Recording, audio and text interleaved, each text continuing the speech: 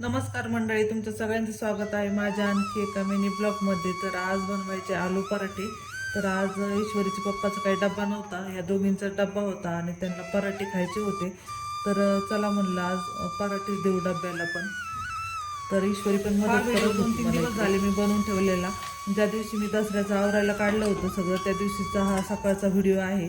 तर डब्बा आज नव्हता, त्यामुळे मग नंतर आवरायला पण सोपं जाईल म्हणलं पराठे बनवले आणि त्याच्यानंतर दिवसभर सगळं घरातला पसारा आवरला होता मी.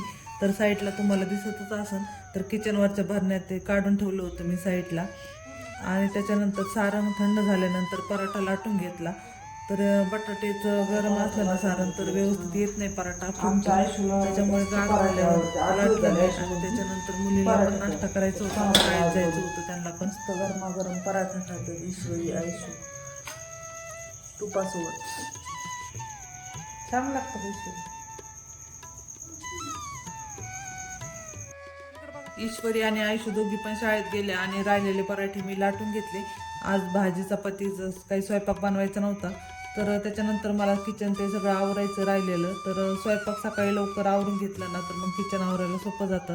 तर आज फक्त पराठेच करायचे होते.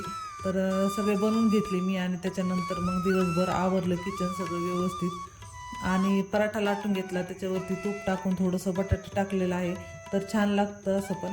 तर असा होता आपला मिनी ब्लॉग. आवडला असेल तर नक्की लाईक करा, शेअर करा आणि चॅनलला सबस्क्राईब करा. बाय.